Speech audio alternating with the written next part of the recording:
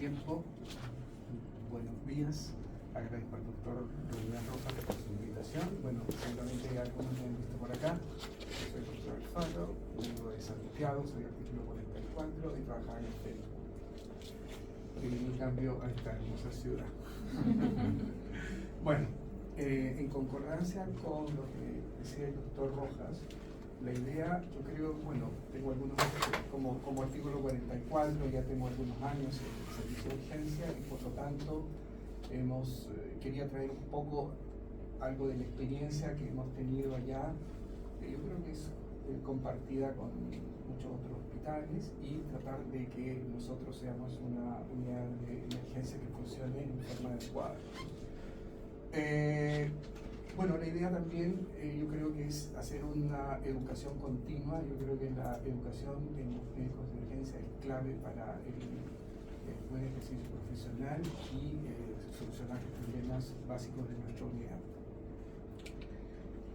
Esto solamente para, bueno, una foto para que vayamos pensando qué es lo que se nos viene, ¿no? Urgencias al límite, colapsadas, bla, bla, bla, aumentaron los problemas respiratorios en un 379%, esto fue del año 2021. Y este año, la verdad que parece ser que va a ser bastante complejo. Entonces, una parte que yo creo que es clave para poder resolver los problemas en forma adecuada es el mejoramiento del proceso de atención pediátrica.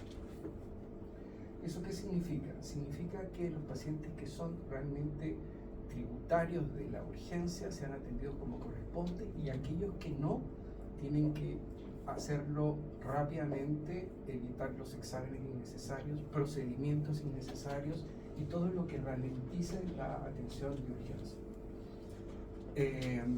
Eso lo vamos a ir desarrollando en forma progresiva y yo creo que hay una conducta para este tipo de pacientes, ya que el usuario decide qué es lo que es urgencia, nosotros no lo hacemos, vamos a tener que recibir pacientes que son C5, C4 y que obviamente no hay mucho que hacer. Sin embargo, una atención demasiado buena para un paciente C4, C5, ¿qué es lo que va a pasar con esa mamá? Va a volver nuevamente, porque lo han atendido de lujo, le han hecho exámenes, le han pedido de todo, y eso va a complicar la atención de los pacientes que realmente lo necesitan. Bueno, el enfrentamiento del niño gravemente enfermo en urgencia.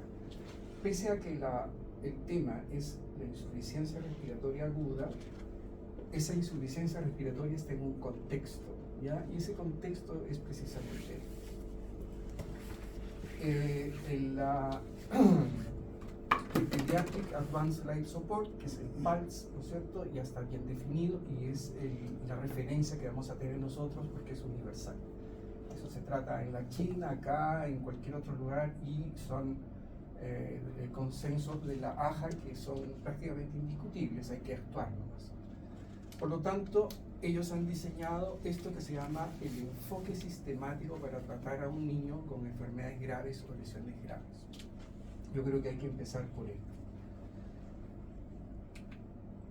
Estos algoritmos que a veces uno los pasa, ¿no? Agarra uno y bueno, agarra el libro del PALS y la primera hoja lo ve, yo creo que son fundamentales para poder enfrentar al niño que realmente lo requiere, que es el niño pues, gravemente enfermo.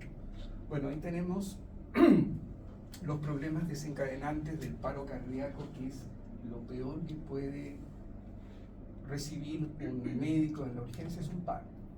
Por lo tanto, uno tiene que tener una estructura mental para poder tomar decisiones rápidas, oportunas y darle un tratamiento adecuado. Los problemas desencadenantes, miren, son solamente tres: problemas respiratorios, circulatorios y el paro cardíaco súbito. En este caso, acá se tomó la arritmia, que conducen obviamente al paro cardiorrespiratorio. Dentro de los problemas respiratorios tenemos pacientes con dificultad respiratoria, con insuficiencia respiratoria. Estos pacientes que tienen dificultad respiratoria en algún momento van a llegar a la insuficiencia respiratoria y Luego, en los problemas circulatorios tenemos el shock, que ya sabemos que es el problema más grave y que a veces cuesta, digamos, hacer el diagnóstico oportuno, lo cual la combinación de ambas nos va a dar una insuficiencia cardiopulmonar y el paro cardíaco. El paro cardíaco súbito en niños, ustedes saben que es extremadamente, digamos, infrecuente, pero hay, ¿ya? Y generalmente están vinculados con las arritmias. Entonces, si uno tiene claro esto, vemos acá en los problemas respiratorios, la insuficiencia respiratoria es uno de los elementos que nos conduce, ¿no es cierto?, al paro. Por lo tanto, uno tiene que tener ese concepto que solamente con esta mirada, bueno, problema respiratorio, dificultad, insuficiencia respiratoria, shock y arritmias. Eso es lo que nos va a conducir a un paciente grave o en paro. Cuando uno está en la urgencia, trabajando cotidianamente, de repente sale o escucha el timbre de paro, ¿no? Un C1. ¿Qué es lo que hace uno? Perdón. Acá, esto de acá, este flujograma es fundamental desde mi punto de vista. La impresión inicial, que es el triángulo de la evaluación pediátrica, que lo conocen, ¿no es cierto?, que es conciencia, en el fondo está evaluando la parte neurológica, respiración y color, que es la parte cardiovascular. Entonces es apariencia, respiración y circulación, en el fondo. En breves segundos uno puede darse cuenta de la gravedad del paciente. Uno mira y en 3 segundos ya tiene una impresión diagnóstica. El niño, por ejemplo, en este caso, no responde, no respira, inmediatamente uno ve si tiene pulso, si no tiene pulso, inicia la reanimación cardiopulmonar estándar de acuerdo a los protocolos vigentes. En el caso de que este paciente, aún teniendo pulso, si tiene pulso acá y se ve mal, hay que abrir la vía aérea, comienza la ventilación, la oxigenación, según la disponibilidad, y si el pulso es menor a 60 latidos por minuto, esto funciona como un paro, por lo tanto pasa a este lado. Y si no hay nada que amenace en forma inmediata la vida del paciente, bueno, este flujograma de acá lleva a este monito que dice acá evaluar, identificar e intervenir, que son las acciones más importantes del pediatra en el servicio de urgencia. Si yo veo llegar a un niño grave, lo evalúo, veo color, su apariencia, color, respiración, qué sé yo. Si veo que no tiene pulso, inmediatamente reanimación cardiopulmonar. Y si no hay nada de esto, bueno, tengo que evaluar, identificar e intervenir. Entonces, ¿cómo hay que evaluar? Bueno, esta es una herramienta fundamental para el médico que está a cargo de la urgencia. Estas herramientas están probadas de que tienen una efectividad enorme. La primera es la evaluación, como dice, evaluación primaria, que tiene el clásico, ¿no es cierto?, enfoque ABCDE. Ya ustedes saben, vía aérea, ventilación, ¿no es cierto?, circulación, servicio neurológico y exposición. Es sumamente rápido, uno va en forma sistemática viendo al paciente. Además, en este paso que es la evaluación primaria, tiene que haber los signos vitales y la saturometría. Luego de esto, viene la evaluación secundaria, en la cual, claro, uno hace una historia clínica mucho más prolongada y un examen físico completo, que tiene además el famoso sample, que ustedes seguramente lo conocen, ¿no? La sigla sample es una mnemotecnia que significa síntomas y signos, para que uno no se olvide. La A es de alergias, la M de medicación anterior, la P es, digamos, los antecedentes del paciente. La L, bueno, es la alimentación. La E, obviamente, es la exposición. Y, la E es el evento que condujo a ese paciente a la urgencia. Luego vienen las pruebas diagnósticas. Estas pruebas diagnósticas son realmente muy acotadas y sirven solo para poder, ¿no es cierto?, identificar el diagnóstico y el estado fisiológico del niño. Ahora, una vez que nosotros hemos evaluado, hay que identificar cuál es el problema. Acá tenemos 4 rubros. El primero es el respiratorio, como ven. Entonces, ¿qué es lo que puede tener un niño grave que no sabemos lo que tiene, ¿no es cierto?, desde el punto de vista respiratorio? Puede tener una obstrucción de la vía aérea superior, puede tener una obstrucción de la vía inferior, puede tener una enfermedad del pulmón, del tejido pulmonar, o un control respiratorio alterado, que sería, por ejemplo, en el caso de un paciente neurológico, paciente que tiene compromiso neurológico, o un intoxicado. Entonces, para ver la gravedad, nosotros tenemos que ver, bueno, este paciente tiene dificultad respiratoria o francamente está en una insuficiencia respiratoria. Y ya tenemos identificado el problema. Y vamos a ver más adelante cuáles son los elementos, las herramientas que tenemos para llegar a esto. Si es el problema de tipo circulatorio, hay que evaluar esto, hay que ver si el paciente está en shock. Ya sabemos que los shocks son el hipovolémico, el distributivo, ¿no es cierto?, o sea, la sepsis, el shock cardiogénico y el obstructivo, como el taponamiento cardíaco. Entonces, para ver la gravedad, decimos, está en un shock compensado o un shock hipotensivo. La tercera sería, una vez que, si no es ninguna de estas, probablemente el paciente esté en una insuficiencia cardiopulmonar o finalmente en paro cardíaco. Entonces, evaluar, ya sabemos cómo, identificar y actuar. Antes de empezar con el tema de insuficiencia respiratoria, creo que es importante ver las características de la vía aérea del lactante, del niño. Tiene algunas características que son bastante diferentes a las del adulto, ¿no?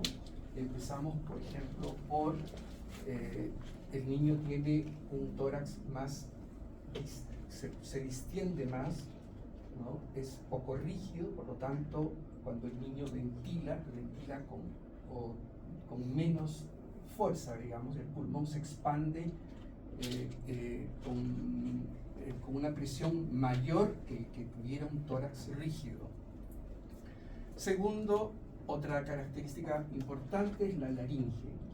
¿Ya? La laringe es mucho más anterior, más alta, y a diferencia que el adulto tiene una laringe, ¿no es cierto?, cilíndrica. Los lactantes tienen una laringe como en embudo. ¿Ah? Tienen el cartílago cricoides, que es un anillo inextensible que está inmediatamente por debajo de las cuerdas vocales, y que a raíz de esto, hay una serie de patologías como la laringitis aguda obstructiva, ¿no es cierto?, que es tremendamente importante saber que existe esto para poder interpretar y actuar en forma adecuada con el manejo del paciente. Esas yo diría que son las más grandes. Existen otras que las vamos a revisar posteriormente, pero acuérdense de que, imagínense la tráquea de un lactante, de un niñito de 1 año, tendrá 4,5 milímetros la tráquea. Imagínense cómo es el resto de la vía aérea, o sea, absolutamente pequeña y muy vulnerable, muy colapsable. Acá vemos los tipos de problemas respiratorios que llevan a la insuficiencia respiratoria. Bueno, Y hemos visto, vamos a empezar con evaluar la vía aérea superior. Hay algunos tips o algunos síntomas que nos pueden llevar a ese diagnóstico. Puede ser que tenga una obstrucción de la vía aérea inferior, ya sabemos, enfermedad del tejido pulmonar y el control respiratorio alterado. En el caso de la obstrucción de la vía aérea superior, el elemento clave, ¿no es cierto?, es el estridor inspiratorio. La ronquera, una voz difónica, tos metálica, el babeo, o sea, lorrea, que eso también funciona en el caso, por ejemplo, de la epiglotitis o de una obstrucción de un cuerpo extraño en la laringe. Roncus y ruidos de gorgoteo. Esto, si uno ve esto, puede inmediatamente ubicar dónde está el problema. Luego tenemos la obstrucción de la vía aérea inferior. Bueno, en ese caso, ¿qué patologías nos tenemos ahí? Tenemos la bronquiolitis, ¿no es cierto? Tenemos el asma, básicamente. En estos casos, este paciente va a tener la frecuencia respiratoria aumentada, signos de dificultad respiratoria, pero, ojo, esto es muy importante. Si yo encuentro sibilancias en un paciente, es muy probable, claro, que sea un niño asmático o con bronquiolitis. O sea, identifico el lugar específico del problema. Hay una disminución del murmullo, una expiración prolongada. Eso nos orienta a poder identificar que el problema está en la vía aérea inferior, a diferencia de la anterior. Luego tenemos la enfermedad del tejido pulmonar.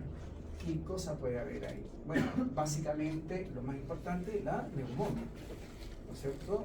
Por lo tanto, cuando nosotros escuchamos y vemos al paciente con quejido, por ejemplo,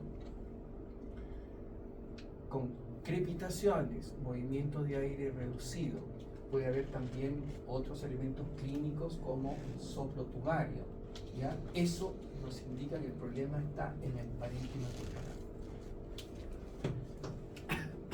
Por último, el control respiratorio alterado. Puede ser que un paciente no tenga ninguna de las otras, digamos, síntomas, sin embargo, está gravemente comprometido desde el punto de vista respiratorio y tiene esto, ¿no? Que es una frecuencia respiratoria lenta, una respiración superficial o un movimiento de aire anormal o reducido. Puede haber también una respiración un poco errática, ¿ya? Esto nos orienta a que el paciente, sin duda, puede tener un problema de orden neurológico o una intoxicación, ¿ya? Bien. Como sabemos, bueno, las patologías respiratorias es la primera causa de muerte en menores de 5 años, ¿ya? Y mira, a nivel mundial representan casi 13 millones de muertes por esta causa. Es una cantidad impresionante y que se ha mantenido durante una década. Por lo tanto, creo que lo más relevante es saber reconocer, ¿no es cierto?, la dificultad e insuficiencia respiratoria dependiendo de algunos síntomas o signos. Bueno, la definición del PALS dice dificultad respiratoria. Bueno, la dificultad respiratoria es un estado anormal de la frecuencia o esfuerzos respiratorios, que puede comprender, ¿no es cierto?, desde la taquipnea hasta una respiración de tipo, digamos, agónica, ¿ya? Y incluye aumento del esfuerzo respiratorio, dice un esfuerzo respiratorio inadecuado, como por ejemplo hipoventilación o bradipnea, y respiración irregular. Cualquiera de estos patrones de respiración puede ser un signo de que el estado del niño está empeorando hacia una insuficiencia respiratoria.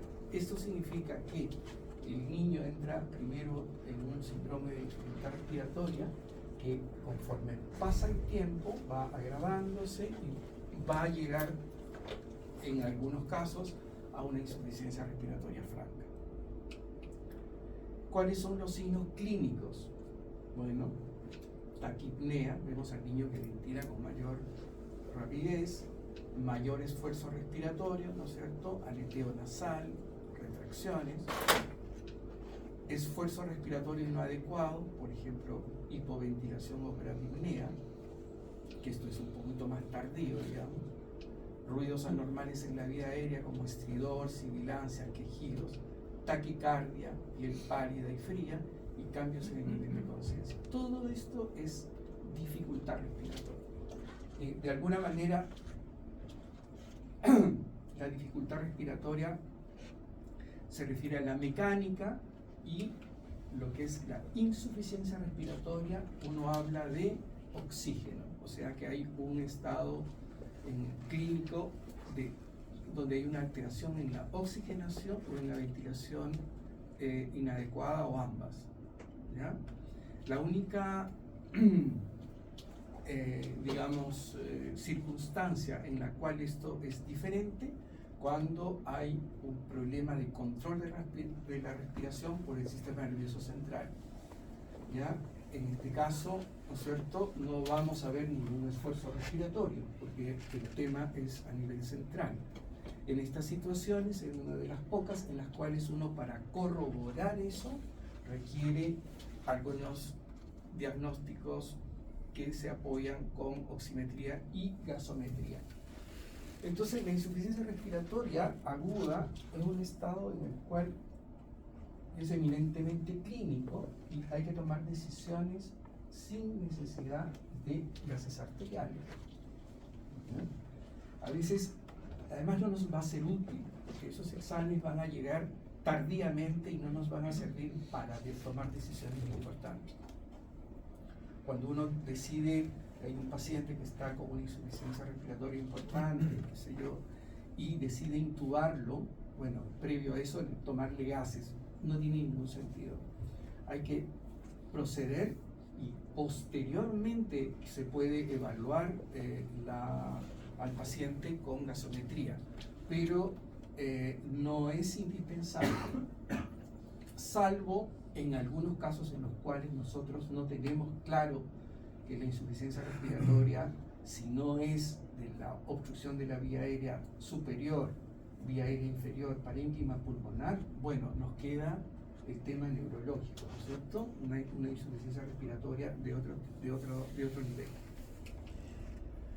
Bueno, cuando se sospecha de insuficiencia respiratoria, bueno, con estos signos, taquipnea acusada, o sea, taquipnea importante, ya que es la fase inicial, bradipnea o apnea, que es un evento ya tardío, un aumento, descenso o ausencia del esfuerzo respiratorio, que también es tardío en términos de la dificultad respiratoria, ausencia o escaso movimiento de aire distal, taquicardia, bradicardia, cianosis, estupor, coma, que son digamos, que ocurren al final.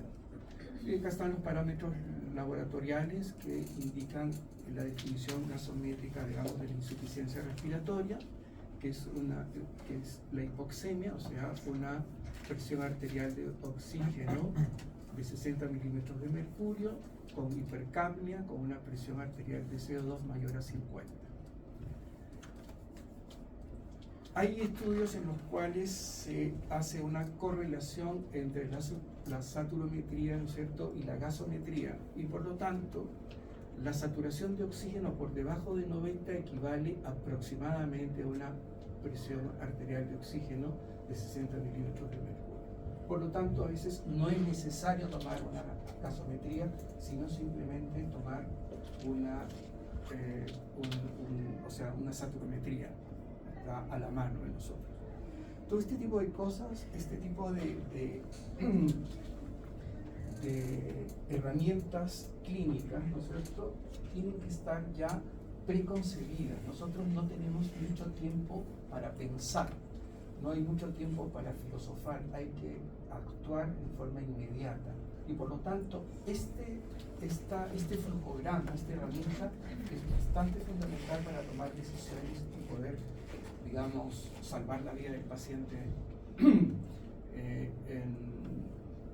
con a veces decisiones bastante sencillas y simples. Bueno, acá les contaba respecto a esta relación entre presión arterial de oxígeno, y acá tenemos los valores, la saturometría, y ya vemos que, ¿no es cierto?, la presión arterial de oxígeno, la presión parcial de oxígeno arterial de 60 equivale a una saturación de 90. Y finalmente, con eso completo los 15 minutos, este es solamente un preámbulo porque posteriormente vamos a ir desarrollando uno a uno, digamos, todo este cuadro que ustedes ven acá, que yo creo que es bastante importante ya que se avecina la campaña de invierno. Acá hay un diagrama de flujo para el manejo de emergencia respiratoria. Ya. Acá tenemos obstrucción de las vías aéreas superiores, ya sabemos. Dentro de ellas está el CRUP, yo le llamaría, bueno, los gringos le llaman CRUP, nosotros podríamos decir síndrome laríngeo, que comprende la laringitis aguda obstructiva, la epiglotitis, ¿no es cierto? Tenemos el cuerpo extraño y quizá el angioedema, ¿no?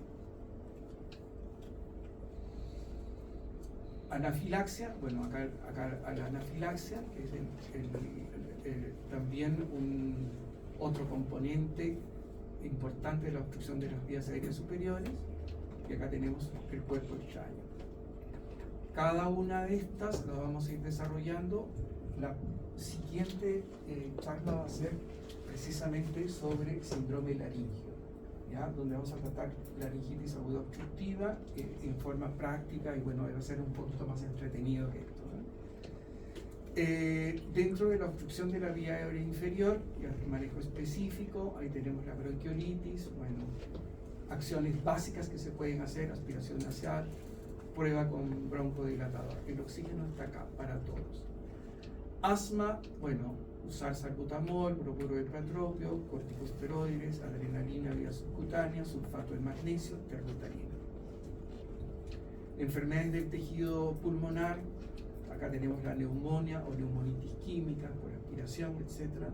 Se puede usar salbutamol, antibióticos.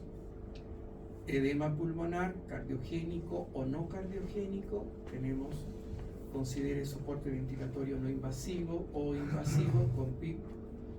Considere soporte vasoactivo, se puede administrar diuréticos. Y el control respiratorio alterado, que es la parte neurológica. Y acá tenemos, por ejemplo, el incremento de la presión intracraneana, evite hipoxemia, evite hipercapnia, evite hipertermia. Las intoxicaciones, sobredosis, hay que ver los antídotos y póngase en contacto con el CITUC en este caso. Y tenemos también las enfermedades neuromusculares. Considere el soporte ventilatorio, ¿no es cierto?, no invasivo o invasivo. Esta es la parte introductoria. Yo creo que a partir de ahí este es como el flujograma básico en el cual está inserto la insuficiencia respiratoria, y yo creo que esto nos puede ayudar muchísimo para poder enfrentar al paciente en forma inicial. Yo creo que más adelante vamos a ir desarrollando uno por uno. La siguiente charla va a ser sobre COVID. Bueno, muchas gracias.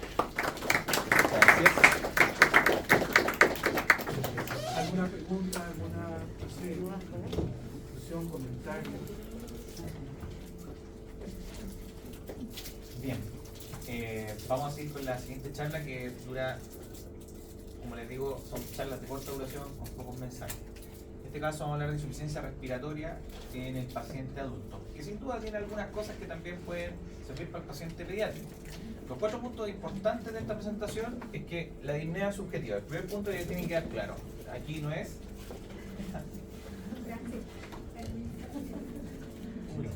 No cautivemos. Nos vamos los pediatras. Ya, gracias. Está la jefa de pediatría. Era buena esta presentación también, pero bueno. Ahí. Segundo punto importante, los gases arteriales no son necesarios en el servicio de urgencia. La enorme mayoría de las veces los gases arteriales son innecesarios. Y uno de los problemas que estamos teniendo con los gases arteriales es que son una forma de contemporizar al paciente en nuestro servicio de urgencia. Se llama UCI, no, es que toma un control de gases arteriales. Nuevamente nos quedamos pegados con el paciente entre que se toma el examen, que se va el examen a estudio y que llega el resultado, 2 horas en el servicio de urgencia con tratamientos que a veces pueden no ser los más adecuados porque no estamos en una unidad adecuada para manejar intensivamente un paciente. Así que los gases arteriales generalmente no son necesarios y no deben ser pedidos como excusas para enlentecer el traslado del paciente a la unidad que corresponde. El tercer punto importante es que si necesita oxígeno, probablemente vamos a poder aportarle FiO2 o PIB. Vamos a conversar escuetamente de esto más adelante. Necesitamos barrer CO2, podemos aumentar la frecuencia respiratoria, ya sea despertando al paciente, típico paciente que está dormido por drogas, o el paciente que está intoxicado por CO2. La mayoría de las veces, ¿qué es lo que hacemos? Inicialmente dejamos a alguien que esté despertando a cada rato al paciente para que no deje de ventilar. Si lo tenemos intubado, significa aumentar la perillita de la frecuencia respiratoria en el ventilador. Y aumentar la ventilación alveolar, que ya vamos a conversar en qué consiste esto. Y el último punto importante es que la evaluación es eminentemente clínica para tomar decisiones. La mayoría de las veces los exámenes no cambian nuestras intervenciones. Las decisiones tienen que ser tomadas de forma clínica. Entonces, cuando quise partir la presentación, quiero partir con una frase así como motivadora. La disnea es como estar enamorado. Lo sientes, lo tienes. Así que, no, es que no me parece que está disneo. El paciente se dice que está con disnea, el paciente tiene disnea y se acabó. No hay que someter a juicio, de acuerdo a nuestros prejuicios, la dificultad respiratoria que siente el otro. Así que esto es igual que estar enamorado. O lo siente o no lo siente.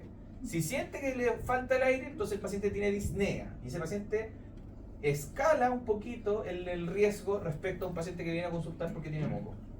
¿Ya? Puede tener mocos también. Pero si tiene disnea, ojo, puede haber otra cosa más. Hemos visto harto anta con moco. Así que la disnea es un factor de riesgo para nosotros y si el paciente dice que lo tiene, lo tiene. ¿Ya? ¿Y por qué ocurre la disnea? La disnea ocurre porque hay un desbalance entre lo que envía el cerebro como deferencia, recibe como aferencia del pulmón y la musculatura respiratoria. No sabemos bien por qué se produce, pero a veces esto es el motivo, este desbalance entre el cerebro, pulmón y pared torácica, es lo que genera que los pacientes que pueden estar con crisis de pánico pueden estar con disnea. Pero ojo, que muchas crisis de pánico han terminado siendo una cetoacidosis diabética. ¿Por qué? Porque existían disnea, porque tenían una retroalimentación de frecuencia muy elevada, entonces al paciente le costaba incluso hablar.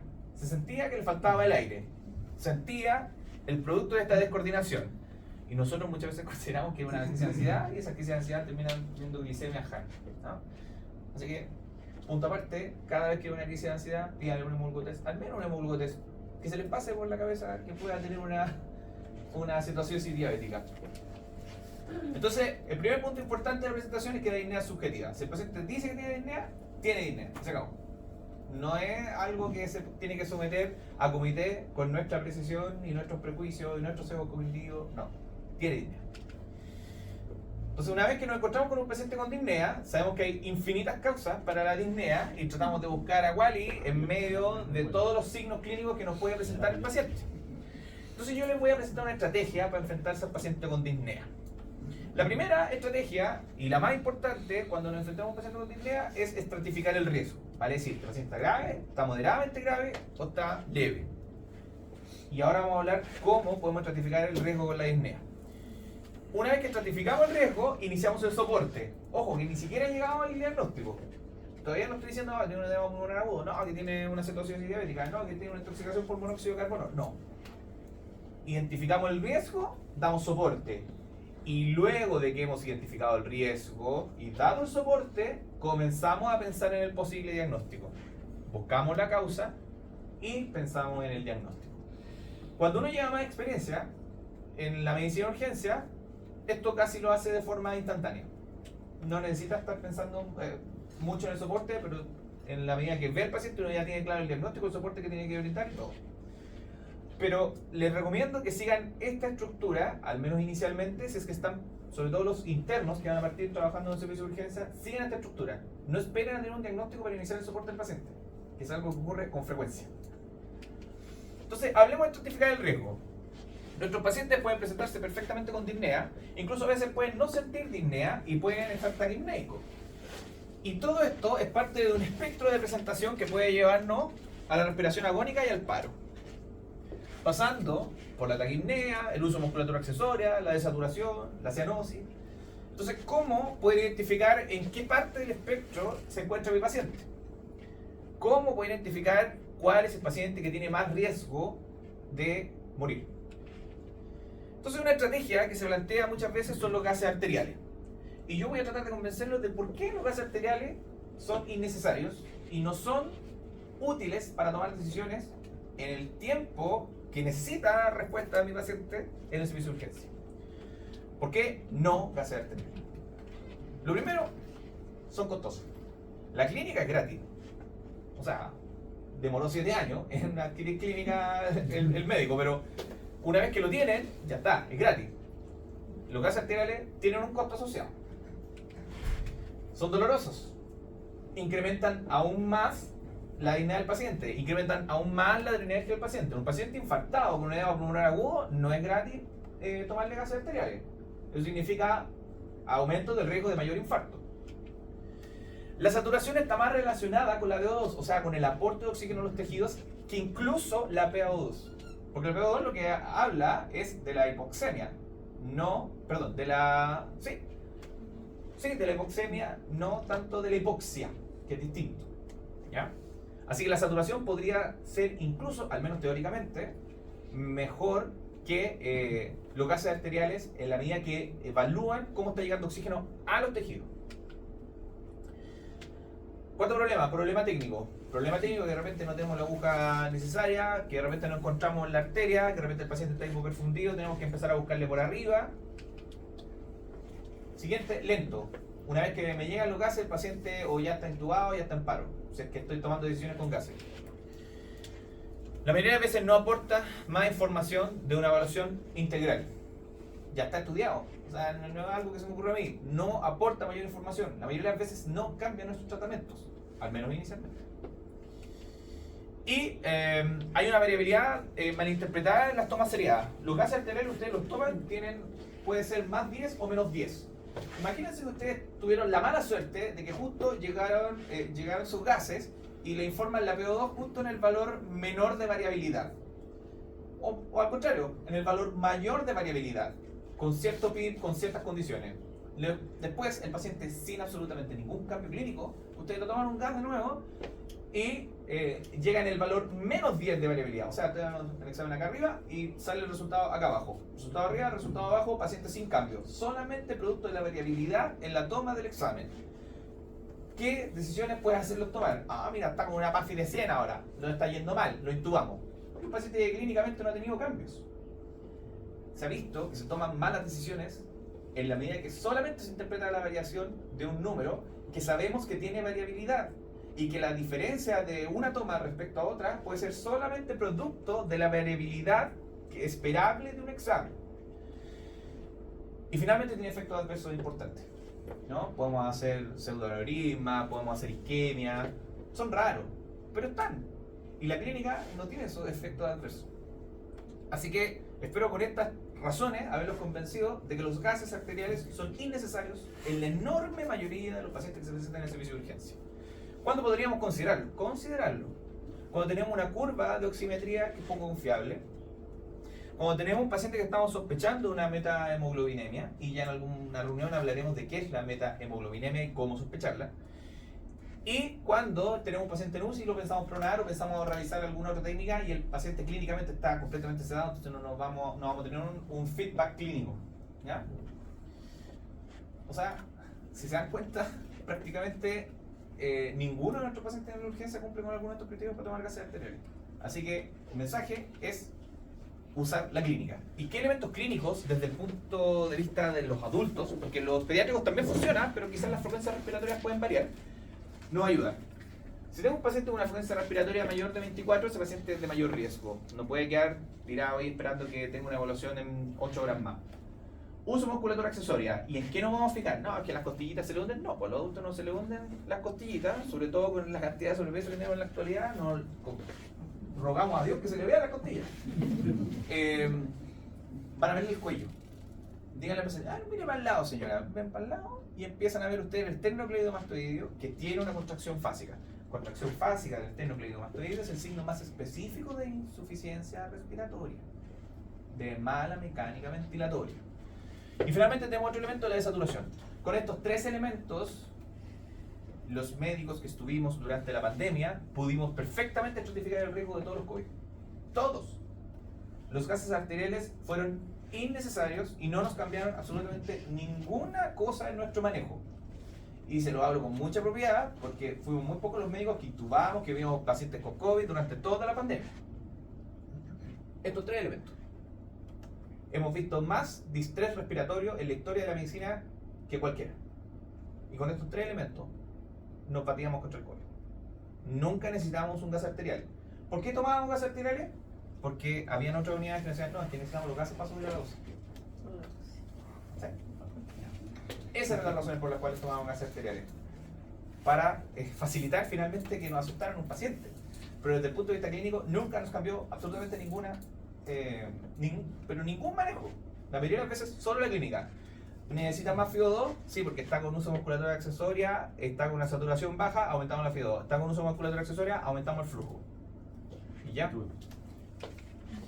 Entonces, siguiente mensaje, disnea subjetiva, los gases arteriales generalmente no son necesarios. Entonces, estratificamos riesgo, veamos cómo vamos a dar soporte. Entonces sabemos que la insuficiencia respiratoria tiene dos grandes aristas, o le falta oxígeno o está reteniendo CO2. Entonces hablemos de cuando le falta oxígeno. Y cuando a alguien le falta oxígeno, tenemos dos grandes posibilidades. O le aumentamos la cantidad de oxígeno, que tiene que ser por sobre el ambiente, ¿no es cierto? El 21%. Aumentamos la cantidad de oxígeno para que respire más oxígeno. O reclutamos algunas unidades alveolares, y eso se puede conseguir con PIP. Vale decir, este mi diafragma sube con la expiración, baja con la inspiración. Yo le pongo un tope, ese es el PIP, que no suba completamente de manera que los alveolos queden abiertos. Y esto lo podemos ver como una escalera. Si el paciente está desaturando, que ese es el finalmente de saturación, por favor, ningún momento gas arterial, PO2 baja, no.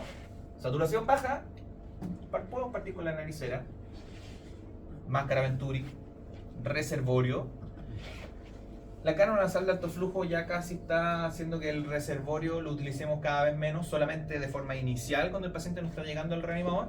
Después lo traspasamos a la cánula nasal de alto flujo. ¿Por qué? Porque es más cómoda, porque podemos titular mejor los flujos que le estamos dando y la FiO2.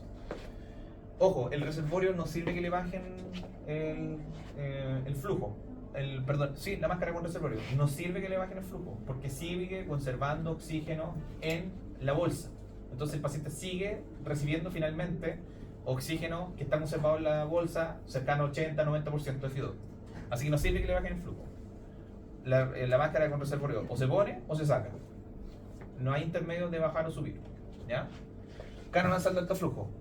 Estoy viendo que en realidad mi paciente pareciera que necesita PIP, sobre todo los edemas pulmonares agudos. Ok, tenemos opciones para darles PIP. Ventilación mecánica no invasiva, ventilación mecánica invasiva. Esas son las dos grandes formas que tenemos para aumentar la oxigenación del paciente. O aumentamos la FiO2 con esta escalera, o le damos PIP. Aumentar FiO2, dar PIP. La receta cocina, aumentar la FiO2 ya sabemos, vamos de la naricera, todo lo hemos hecho, todos lo sabemos, no es necesario hacer ningún cálculo, vale decir, hay que ponerle el dispositivo y ver cómo responde el paciente. Ventilación mecánica no invasiva, en general cuando un paciente necesita PIP, estamos hablando de PIP de 10 hacia arriba. Hablen con su kinesiólogo, él va a saber cómo hacerlo. ¿Ya? Broncodilatarse y sibilancias.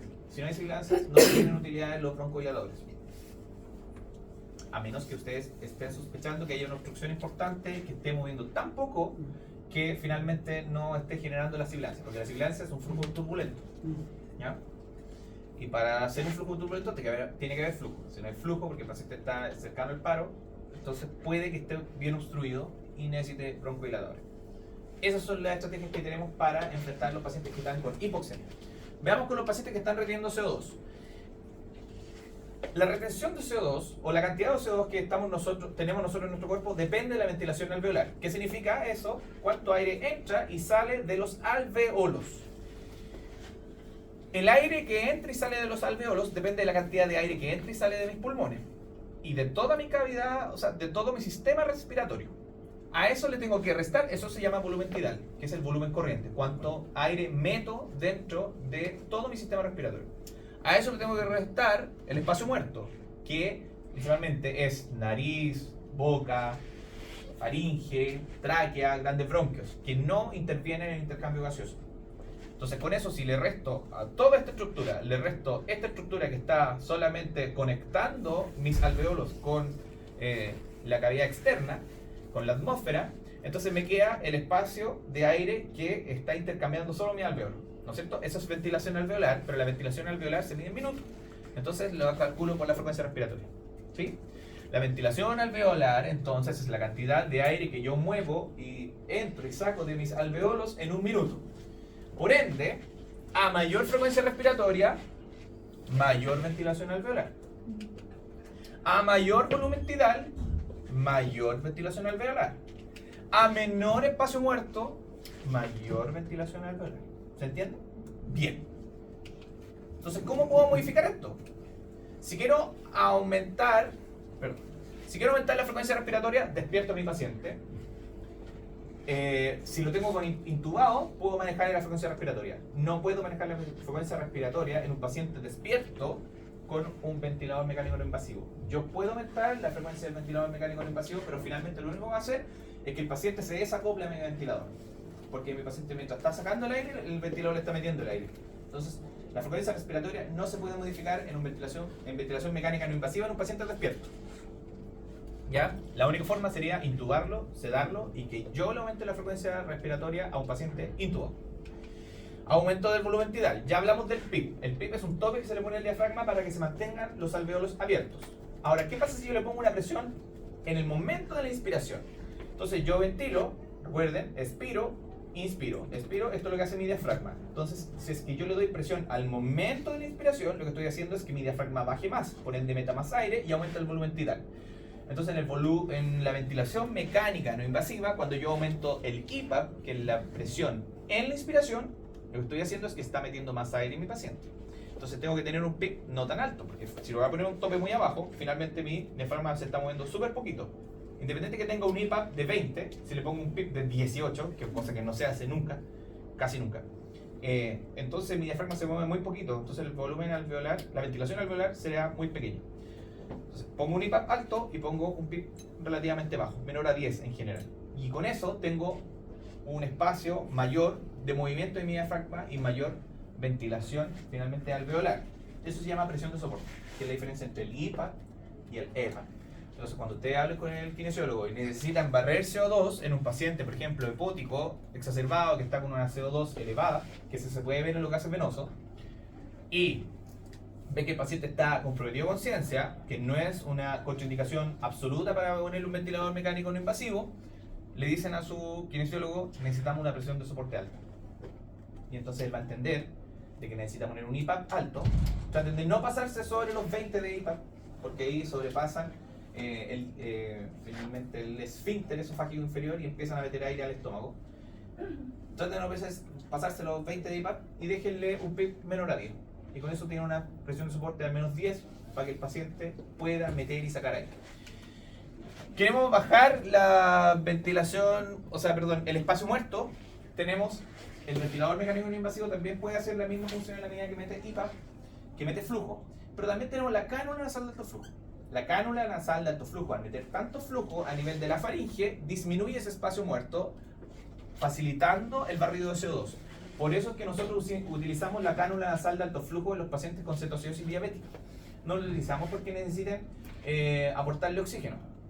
La utilizamos porque nos permite barrer con mayor facilidad el CO2 y el paciente termina finalmente menos desgastado, ¿ya? Menos agotado. Permite mantenerlo despierto para que pueda seguir compensando respiratoriamente la alteración en su pH.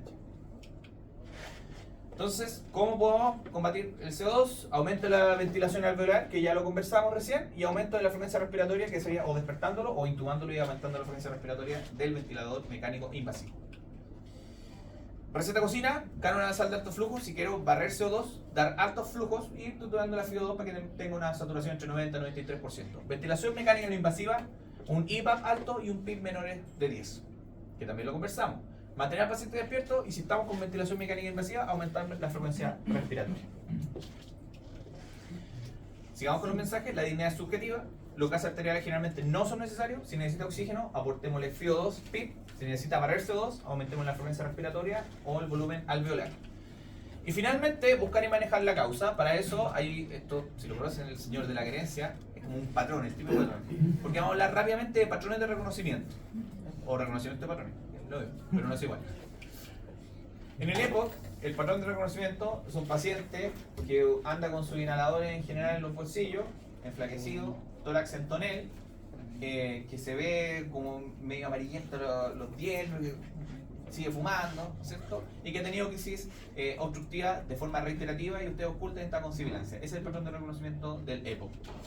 Cuerpo extraño en vía aérea, el paciente le va a llegar así, con la mano en el cuello. ¿Ya? Y que no puede referir. Pero dígame, coopere, caballero. Te conozco la historia de eso. Coopere, caballero. No puede hablar. Anafilaxia, el perrito que paciente que parte con una disnea súbita posterior a tener contacto con una alergia, ¿no? Pacientes pediátricos en general ya saben cuál es el alérgeno. Y algunos sabiendo, adultos, les gusta acercarse al alérgeno, ¿no?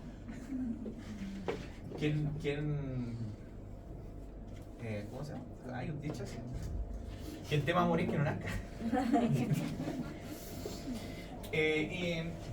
Edema pulmonar agudo. Tenemos dos grandes tipos de edemas pulmonares agudos. El FOSPE, que es un edema pulmonar agudo lento, un paciente que está edematoso de forma intermitente, paulatina, lenta, empieza a hinchar las piernas y empieza con dificultad respiratoria progresiva, con ortopnea, con disnea paroxística nocturna, con historia de insuficiencia cardíaca, pero que ha tenido una lenta progresión. Ese paciente probablemente sea por sobrecarga y se va a beneficiar de diuréticos.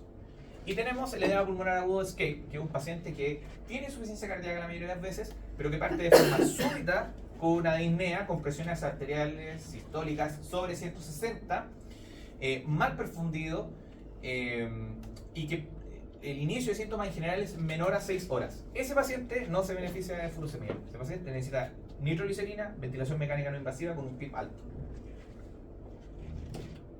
Intoxicación por CO2, historia de cefalea familiar o en invierno. Ese es el patrón de reconocimiento de la intoxicación por monóxido de carbono. Intoxicación por órgano fosforado, paciente con miosis, temblores y con aumento de las secreciones, sobre todo a nivel bronquial, que eso es lo que los mata. Ese es el patrón de reconocimiento, sobre todo en lugares de campo, ¿no?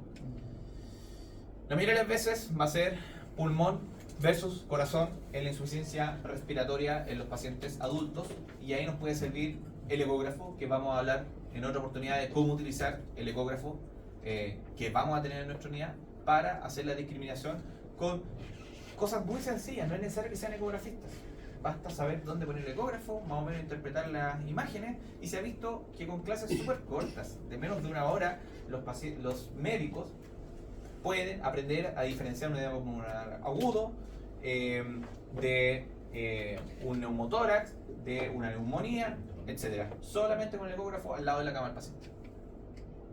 ProBNP, un par de palabras del ProBNP, ya que veo que lo están pidiendo mucho en nuestra unidad. Spoiler, no sirve. Estudio del 2019, pacientes adultos más disnea, la intervención fue ultrasonido, se comparó con enfoque estándar, donde pedían ProBNP, y el outcome que se evaluó es precisión diagnóstica. La clínica versus el ProBNP y radiografía de tórax no mejora la precisión diagnóstica. Vale decir, la clínica por sí sola es suficiente para hacer el diagnóstico de insuficiencia cardíaca. No necesitamos ProBNP. y las veces cuando queda el PRO-BNP en términos intermedios, justamente cuando, en un valor intermedio, es justamente cuando queda la duda clínica, así que no sirve. La enorme mayoría de las veces no sirve el PRO-BNP, excepto podría tener alguna utilidad para disminuir el riesgo de los pacientes con TEP, tromboembolismo pulmonar, que estamos hablando si es que los podemos mandar para la casa. La clínica más el ultrasonido es la cumbia. O sea, usted enfrenta a un paciente con disnea, no le pidan más PRO-BNP, está proscrito en nuestro servicio de urgencia porque no nos ayuda a tomar decisiones tampoco, al igual que los gases arteriales. Basta con una buena evaluación clínica y una radiografía o eventualmente una ecografía al lado de la cama. Así que todo esto nos lleva a que el contacto con el paciente clínico es la clave para enfrentar al paciente con insuficiencia respiratoria con disnea. Para nosotros insuficiencia respiratoria es todo paciente que sature menos del 90% y más específico aún, paciente que requiera más de 3 litros por mililitro tiene insuficiencia respiratoria, sí o sí. Mensajes entonces, la disnea es subjetiva, los gases arteriales generalmente no son útiles, si necesita oxígeno, FiO2, PIP, si necesita barrer CO2, aumente la frecuencia respiratoria, el volumen, la ventilación alveolar y la evaluación del paciente con insuficiencia respiratoria es eminentemente clínica. Bien, vamos a tener un coffee y vamos a seguir con los temas de los doctores.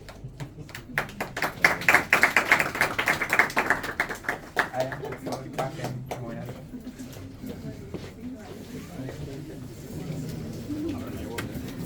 Ay, aguantamiento de ahí atrás. Gracias.